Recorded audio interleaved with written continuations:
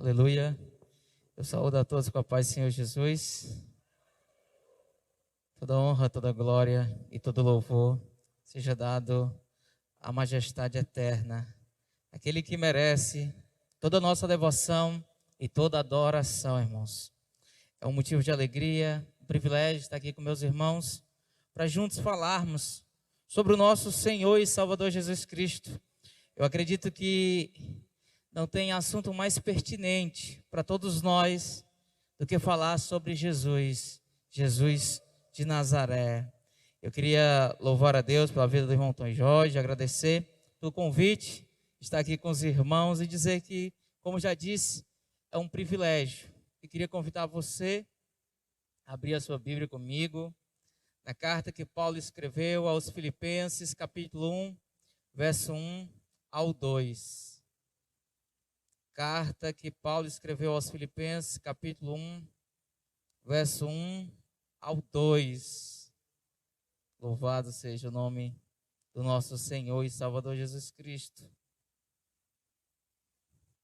Eu queria pedir por gentileza que você que pode, lógico, continue com a sua Bíblia aberta para que a gente possa olhar o texto sagrado e Deus possa então falar conosco através de sua poderosa palavra. Você que se encontra na sua casa também, fique com a sua Bíblia aberta. Vamos olhar o texto sagrado. Diz assim a poderosa palavra de Deus, Filipenses capítulo 1, verso 1 ao 2.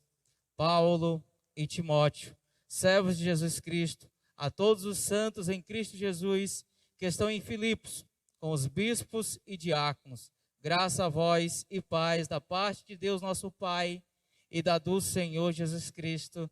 Somente até aqui podeis sentar, meus irmãos. Meus irmãos, esse texto que nós acabamos de ler é o início de uma saudação apostólica, da carta que Paulo escreve à igreja de Filipos. Essa carta, ela faz parte do que alguns têm chamado de cartas da prisão. O apóstolo Paulo está preso na sua primeira prisão domiciliar em Roma, mais ou menos entre 60 a 62 depois de Cristo. E nesse período que ele está preso, ele escreve algumas cartas que comumente nós chamamos de cartas da prisão.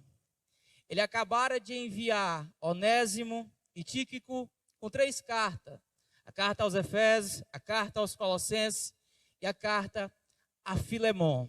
Paulo está preso, mas ele ainda traz no seu coração a preocupação com a igreja. Mesmo preso, ele não se esqueceu da igreja e continua cuidando dela, lógico, embora preso, agora ele cuida através de cartas. E então Paulo recebe a visita de um homem, um amado irmão, enviado por uma igreja muito amada. Ele recebe a visita de Epafrodito, que foi enviado pela igreja de Filipos. E foi enviado porque a igreja de Filipos está preocupada com o seu pastor e quer saber como o seu pastor está. A igreja não esqueceu do velho pastor. E quando Epafrodito chega para saber como Paulo está e também para trazer uma ajuda financeira a Paulo, o coração do velho pastor incendeia. Ele olha e percebe que as suas ovelhas, aquelas que ele implantou aquela igreja, como outras, com lágrimas, suor e sangue, aquela igreja que era fruto da sua segunda viagem missionária, ainda se preocupa com o pastor que está preso. E então envia Epafrodito. Diante dessa notícia, o apóstolo então pega a sua pena e, com a ajuda, com certeza, de seus amanuenses, ele começa a escrever essa carta maravilhosa que está diante de nós. E Paulo, meus irmãos, ele escreve essa carta, entre outras coisas, para agradecer. Paulo está com o coração agradecido pela igreja de Filipos, que nunca se esqueceu do seu pastor. Paulo também escreve para aconselhar a igreja, fala de várias coisas práticas para a igreja. Nessa carta também, diversas vezes, ele fala de alegria. Muitos chamam essa carta de a carta da alegria. Meus irmãos, nós estamos no início da carta. Eu acredito que todos concordam que é justamente no início que Paulo ele começa a apresentar as suas credenciais. Como assim, irmão Jones? Se nós estivermos diante de qualquer discurso, é no começo dele que a gente vai avaliar se aquela pessoa que está falando, ela tem base para falar daquele assunto ou não. Irmão Jones, não entendi. Se você vai ao médico, você procura um médico que entende do assunto, um médico que entende sobre medicina. E nós temos um conselho que fiscaliza e também regulamenta a provisão de médicos. Da mesma forma com advogados, eles também têm os seus respectivos conselhos, seus respectivos órgãos, entre outras profissões e atividades que também são regulamentadas. E Paulo, nesse momento da sua introdução a essa carta, ou a sua saudação, perdão, ele começa mostrando a sua credencial. Só que diferente da carta aos Gálatas, ou da primeira carta a Coríntios, ele não começa a mostrar as suas credenciais apostólicas. Pelo contrário, toda a base do argumento de Paulo está em uma única base, em estar em Cristo. A base do argumento de Paulo é porque ele está em Cristo. Olha bem, o que Paulo está escrevendo pode ser lido, pode ser pregado, por quê? Porque Paulo está em Cristo. A credencial de todo o argumento de Paulo tem o seu peso, porque Paulo está em Cristo. A credencial que Paulo apresenta aos filipenses é porque ele está em Cristo. Mas deixa eu dizer algo para você. Essa credencial não pertence só a Paulo. Eu acredito que a credencial do crente é estar em Cristo. Aí você poderia me perguntar, irmão Jones, mas estar em Cristo, será que traz algum benefício essa credencial? Meus queridos, eu acredito, com base nesse texto que nós acabamos de ler, que há no mínimo 3 benefícios que nós temos por estar em Cristo. Essa credencial nos dá no mínimo 3 benefícios. Aí você poderia dizer, irmão Jones, que benefícios são esses que eu não vi no texto? Por isso eu te convido a olhar comigo cada um desses 3 benefícios. Porque o primeiro benefício que Paulo apresenta, que serve para todos nós, é confiabilidade. Como assim, irmão Jones, confiabilidade? Olha o texto comigo. Paulo começa a sua saudação inicial, a sua introdução à carta, falando, Paulo. Olha bem, ele começa seu argumento falando quem ele é, lógico. É uma carta costumeira daquela época, ele sempre começava com quem escrevia a carta e logo em seguida com os destinatários. E Paulo começa seu argumento falando Paulo. Você poderia pensar, será que o argumento de confiabilidade de Paulo está em quem Paulo é? Se a gente olhasse pelo padrão humano, Paulo teria motivos de sobra na ótica humana para se gloriar. Paulo, ele é o que ele mesmo diz em outros momentos, judeu de judeu, da tribo de Benjamim. Paulo também é fariseu. Paulo estudou aos pés de Gamaliel. Paulo, ele se converteu, foi convertido de uma forma milagrosa. O próprio Senhor apareceu a Paulo e Paulo então foi alcançado pela graça. Depois de convertido, Paulo, como ele diz em outros momentos, ele trabalhou muito mais do que os outros apóstolos. Em 10 anos de ministério missionário, Paulo fez 3 viagens missionárias, implantou diversas igrejas e escreveu mais ou menos 6 cartas nesse período missionário de Paulo. Preso até o momento, Paulo já tinha escrito 3 cartas. Paulo, na ótica humana, ele poderia se gloriar e dizer, olha, o fundamento da minha epístola está em quem sou. Mas não é isso que Paulo faz. O fundamento, a confiabilidade do que Paulo está dizendo não está em quem ele é. Você vai já perceber isso. Aí você poderia perguntar, então onde está esse fundamento, essa confiabilidade? Talvez esteja no seu parceiro. Ele diz, Paulo e Timóteo. Aí você poderia perguntar quem é Timóteo. E se você ler o livro de Atos, você vai perceber que Timóteo é alguém que desde criança foi educado nas sagradas letras. Tanto sua mãe como sua avó Cuidaram para que ele conhecesse todo o Antigo Testamento. É alguém que desde criança ele tem uma criação piedosa. É alguém que Paulo fez questão de passar na sua cidade. Paulo é o pai espiritual de Timóteo. Na sua segunda viagem missionária, Paulo passa por lá, leva Timóteo na sua segunda viagem missionária. Alguns vão dizer que ainda é muito jovem, talvez com 16 anos. Paulo já leva Timóteo para o campo. E desde então o jovem Timóteo nunca abandonou Paulo. Muitos abandonam Paulo, mas Timóteo está lá. Quando Paulo tem uma dificuldade em uma igreja, ele envia Timóteo. Timóteo era alguém que Paulo podia confiar. Quando ele tinha uma dificuldade que ele não podia ir, lá vai Timóteo. Será que todo o argumento de confiabilidade de Paulo está em quem Timóteo é, em seu parceiro? Mas a resposta é não. A confiabilidade de que Paulo está escrevendo não está em quem ele é, e muito menos em quem Timóteo é. Aí você poderia dizer, irmão, mas então qual é a confiabilidade? Você disse estar em Cristo nos dá alguns benefícios. Você falou que ele nos traz confiabilidade, mas essa confiabilidade que vem por estarmos em Cristo não está em quem nós somos. Nós não temos confiabilidade porque somos alguma coisa. Não é porque alguém é pastor, não é porque alguém se diz apóstolo, ou porque faz isso ou aquilo. Se tinha alguém que poderia dizer ou fazer tal argumento, era Paulo e Timóteo. E pelo contrário, ele não faz, pelo menos não nessa carta, não era necessário. Então onde está o peso do argumento de Paulo? Porque Paulo merecia ser ouvido. E ele diz, servos. Olha bem, Paulo e Timóteo, servos. Aí você poderia pensar, agora ficou ruim. Como assim? Como alguém pode dar peso ao seu argumento, dar base ao seu argumento dizendo que é servo? E se a gente fosse olhar, irmãos, os textos originais, os mais antigos, a gente ia perceber que essa palavra, ela quer dizer escravo. Era alguém que era propriedade de outra pessoa. Paulo não está falando simplesmente de um servo que é assalariado, não, ele está falando de um escravo, de alguém que à vontade pertence a outra pessoa. E ele está começando o seu argumento de confiabilidade, dizendo assim, olha, tudo que eu vou dizer, tudo que eu vou escrever, deve ser ouvido, deve ser praticado. Por quê? Porque eu sou servo. Olha bem, Paulo, o apóstolo, e Timóteo, o peso do seu argumento é servo, escravo, alguém que não tem vontade própria.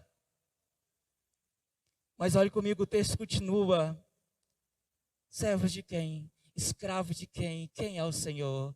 E ele diz, Paulo e Timóteo, servos de Cristo Jesus. Tudo que ele vai falar tem peso, não porque ele é talvez o maior missionário do cristianismo que já existiu, porque talvez ele seja o maior teólogo, o maior pastor, lógico, sem falar de Jesus, estou falando de Paulo. Não é por isso. Não é porque ele era grande, não é porque ele fez tantas e tantas viagens missionárias, não é porque ele era um poliglota, não é porque ele era um estudioso, não é porque ele era cidadão romano ou isso ou aquilo, não é porque ele conhecia Timóteo. O peso do seu argumento se baseava em ele servir, ele ser escravo, ele ser servo de Jesus Cristo. Esse era o peso, essa é a confiabilidade. E meus irmãos, isso não é diferente de nós.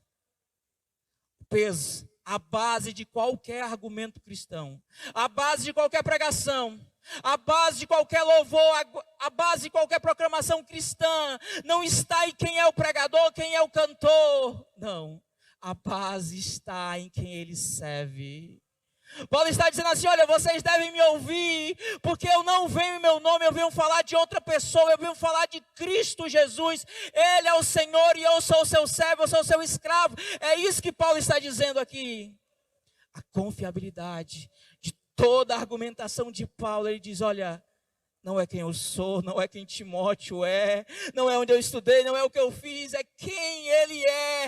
Eu posso ser ouvido porque eu sou servo, eu sou escravo de Jesus Cristo. Meus queridos, eu conheço a história de um rapaz, ele vivia embriagado, e logicamente nem mesmo a sua família acreditava que ele pudesse sair daquela vida. Em um momento, sem pretensão, ele foi visitar um culto. E Jesus alcançou o coração daquele homem. E ele se converteu, o Espírito Santo converteu o coração dele. Ele passou a ser servo de Jesus. Pouco tempo depois, aquele homem já estava louvando na igreja. Aquele homem já estava pregando. Eu pergunto, mas com que base? Ele era um bebarrão. A base era que agora ele era servo de Jesus. A confiabilidade naquele homem não estava em quem ele era, estava em quem ele era servo agora. Ele era servo de Jesus e por isso havia peso no seu argumento. Havia peso no que ele fazia, não por causa de quem ele era de fato, mas por causa de quem ele servia de fato. Ele era servo do Senhor Jesus. E eu poderia perguntar para você: você tem essa base de confiabilidade? Você tem servido a Jesus? Olha bem, segundo o texto aqui, servo. Servo não é aquele que diz assim: opa, eu vou fazer desse jeito e ponto final. Não. O servo não acorda todo dia pensando: opa, o que é que eu vou fazer hoje, isso ou aquilo. Não. Ele acorda pensando em como vai obedecer ao seu Senhor. É desse tipo de servo que Paulo está falando. Ele tinha argumento porque ele fazia a vontade do seu Senhor. Como Jesus disse diversas vezes: eu faço a vontade do meu Pai. Nós temos servido a Jesus dessa forma. Ele tem sido o Senhor da nossa vida. Ele tem sido o centro do nosso coração. Qual é a última coisa que pensamos toda noite? Qual é a primeira coisa que pensamos quando acordamos? O que tem ocupado a nossa mente? Se somos servos dele, ele tem que ser o centro da nossa mente. É nele que devemos pensar. Os momentos da nossa vida têm que ser dedicados a servi-lo. Servos do Senhor Jesus. Por estar em Cristo, nós temos confiabilidade, mas essa confiabilidade não vem de mim, vem de quem eu sirvo, não vem de você, vem de quem você serve. Paulo, ele diz: quem dará acusação contra os escolhidos de Deus? Ah não, mas ele era mentiroso. Mas se estar em Cristo agora, é servo de Jesus, o seu argumento tem base sólida, porque se baseia em quem ele serve. Louvado seja o nome do Senhor Jesus. Meus irmãos, mas por estarmos em Cristo, que é a nossa credencial, ainda há um segundo benefício. E esse segundo benefício ainda se encontra no versículo 1. A parte B diz assim: a todos os santos em Cristo Jesus.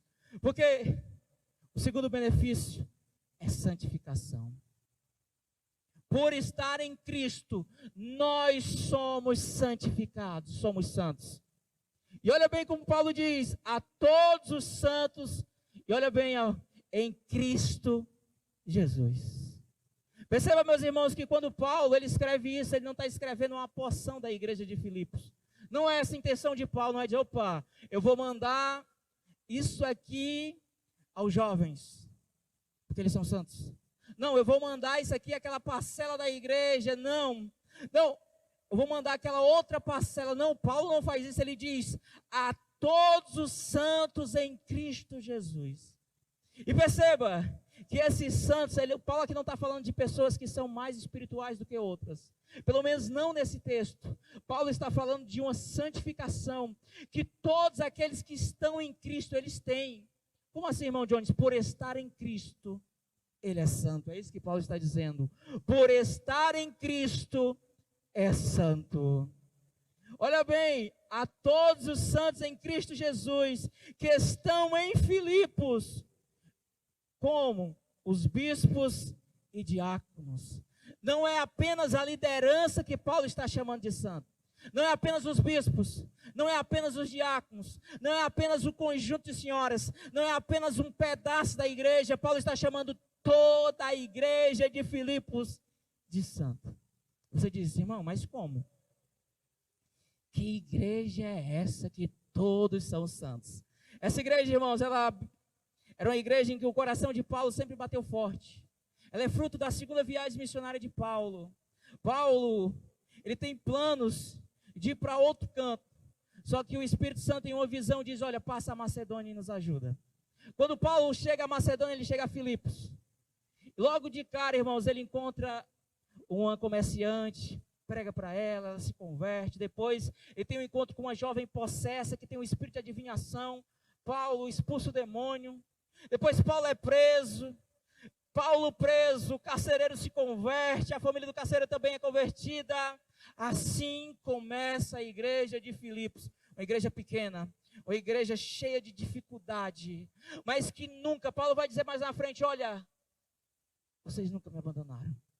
Quando Paulo foi a Tessalônica, a igreja de Filipos ajudou Paulo. Quando Paulo recolhia oferta para as igrejas da Judéia que estavam sofrendo, lá estava a igreja de Filipos ajudando Paulo, uma igreja pequena, mas que nunca se esqueceu de Paulo. Irmãos, é por isso que todos são santos? Não.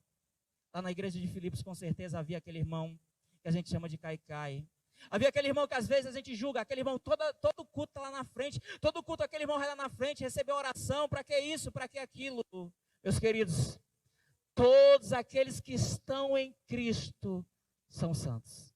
Se estar em Cristo é santo. Ah, mas ele caiu, mas se arrependeu, confessou o nome de Jesus, está em Cristo, ele é santo. E nenhuma condenação há contra os escolhidos de Deus, aqueles que estão em Cristo Jesus, nosso Senhor. Olha bem, se estar em Cristo é santo. Eu não posso falar da igreja do Senhor Jesus. Às vezes a gente quer falar da igreja, a igreja é santa, ela é imaculada, é sem ruga. O que é isso, irmão Jones? Porque ela está em Cristo. A santidade da igreja se baseia de onde ela está em Cristo. É disso que eu estou falando, independente de qual pecado a pessoa cometeu, se ela creu em Cristo e se confessou o nome do Senhor Jesus, é santa. Olha bem, irmãos, santificação. Lógico, antes da gente passar para o próximo ponto, eu tenho que explicar algo, porque o pessoal vai dizer, então agora eu vou viver em pecado. Se eu já sou santo por estar em Cristo, então eu não preciso vigiar. Não é isso que Paulo está dizendo. Ele está falando de uma santificação posicional, que todos aqueles que estão em Cristo, eles têm. Por estar em Cristo, você é santa. Paulo escreveu aos Coríntios, é uma igreja complicada. E sabe como foi que ele chamou a igreja de Coríntio? Aos santos em Cristo. Santos. Ele nunca vai chamar a igreja que está em Cristo de profana, ela é santa. Mas aí surge a pergunta, como eu sei que eu estou em Cristo? A chave é estar em Cristo. Como eu sei que eu estou em Cristo? Como eu sei que Deus mudou meu coração, que Ele tirou o coração de pedra e colocou o coração de carne? O que Ele fez dentro, irmãos, interiormente, Ele sai para fora. A santidade que Deus opera dentro de mim, ela sai para fora. E aquela pessoa, ela passa a ter também uma vida de santidade. Mas ela tem essa vida de santidade, essa busca de santidade, por causa daquilo que Deus fez no seu coração. Sabe por que fazemos o que fazemos? Irmão, é porque eu estou correndo atrás da minha salvação. Não, querido. Você faz o que você faz, porque Deus mudou o seu coração. E agora você tem desejo de estar na casa do Senhor, você tem desejo de louvar ao Senhor, você tem desejo de ter uma vida de santidade. É impossível alguém ser alcançado pela graça do Evangelho de Jesus e estar em Cristo e não ter mudanças na sua vida. Uma bandeira na minha cabeça e dizer, não, eu sou santo, não. O que Deus fez em mim, dentro, interiormente, naturalmente é percebido. As pessoas conseguem ver, e Deus, Ele é glorificado. Paulo, meus irmãos, na sua primeira viagem missionária, ele vai a Antioquia. E lá em Antioquia, o pessoal começa a chamar Paulo de cristão, começa a chamar ele de cristão. E tem a ver com ser parecido com o Cristo. Mas a grande questão, o pessoal da igreja de Antioquia nunca viram Cristo. Como então ele sabia que Paulo parecia com Cristo? Como? Como a igreja dizia, opa, você parece Cristo, você é cristão. Se eles nunca tinham visto Cristo. Muito simples. O Cristo que Paulo apresentava era o mesmo Cristo que Paulo vivia. A mudança que Deus tinha feito na alma de Paulo havia imundado as suas atitudes ao ponto das atitudes de Paulo mostrarem ou demonstrarem o Cristo que ele pregava. O cristianismo não é filosofia para ficar apenas no campo das ideias. Ele é para ser vivenciado. A mudança que Deus faz na nossa vida por estarmos em Cristo. Nós somos inclinados à santidade. É para isso que Deus nos elegeu. A santidade, meus queridos. Louvado seja o nome do Senhor Jesus. Mas aí ainda nós podemos ponderar: irmão Jones, eu não tenho um desejo de buscar a santidade. Tem alguma coisa errada. Eu não tenho vontade de orar, não tenho vontade de ler a Bíblia, não tenho vontade de ter comunhão com Deus. Algo está errado. Se você está em Cristo, o seu coração tem que ser inclinado a essas coisas, as coisas de Deus, as coisas do alto. Não é você que vai inclinar o seu coração a isso, é a mão de Deus que vai inclinar o nosso coração a essas coisas. Paulo diz: aos santos em Cristo. Por estar em Cristo, Ele provoca mudança em nossa vida. Meus queridos, a credencial do cristão é estar em Cristo. Eu já falei para vocês 2 benefícios que nós temos por estar em Cristo. Por estar em Cristo, Ele nos dá confiabilidade, porque nós somos seus servos. Por estar em Cristo, nós somos santificados, justamente por estar nele. Mas por estar em Cristo, Ele também dá paz ao nosso coração. Veja comigo o verso 2. Graça a vós e paz, da parte de Deus nosso Pai, e da do Senhor Jesus Cristo.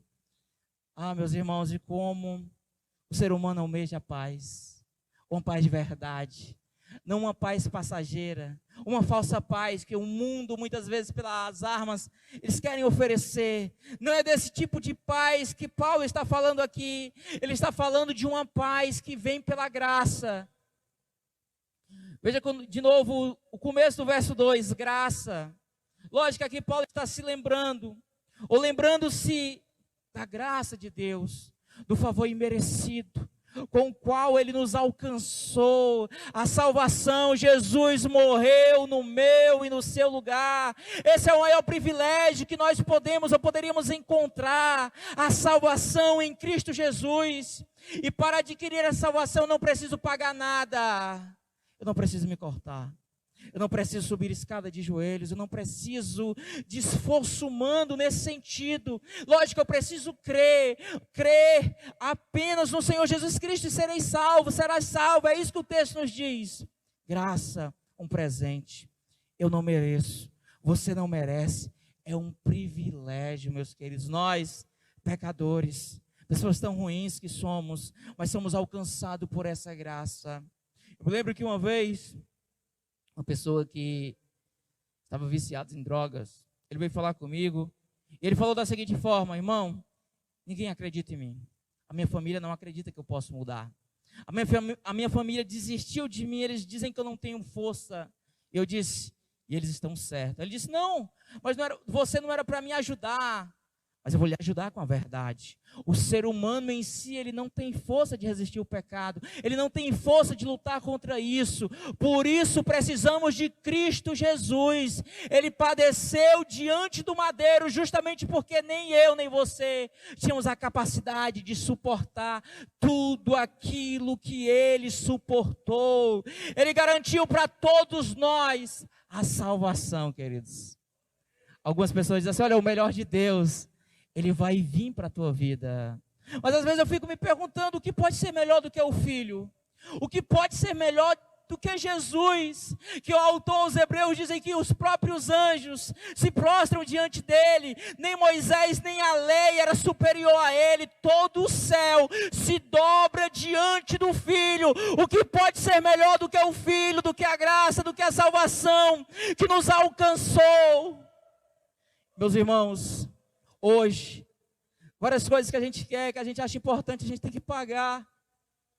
Mas o que é mais importante, ou de mais importante na humanidade, não requer dinheiro, eu não preciso pagar, Ele veio de graça. Jesus morreu no madeiro. Meus irmãos, o Tom Jorge falou ontem sobre o Peregrino. E tem uma cena no Peregrino do puritano John Bunyan que não sai da minha cabeça, que é quando ele, simbolizando todos nós com aquele fardo pesado, ele chega diante da cruz e o fardo cai, e ele diz: bendita cruz, bendito sepulcro, seja exaltado aquele que por mim foi humilhado. A alegoria de John Bunyan, meus irmãos, ela representa todos nós que fomos imundados com a graça de Deus. Eu não merecia, você não merecia, mas ele te alcançou e o fardo caiu, graça. E o texto é maravilhoso que diz: graça a vós e paz. Você pode ter paz, você pode descansar. Mas, meus queridos, essa paz não é a ausência de luta, não é a ausência de tribulação, não é isso que o texto está nos prometendo. A paz que o Evangelho nos dá é uma paz apesar das lutas, apesar das dificuldades, apesar das tribulações. Aquele que se encontra com seu coração em Cristo, ele pode ter paz no meio do deserto, ele pode ter paz no meio da luta, ele pode cantar no meio da dor, como tantos homens e mulheres na história da igreja morreram louvando ao Senhor Jesus. Tantos mártires na história da igreja foram queimados vivos e morreram louvando ao Senhor Jesus.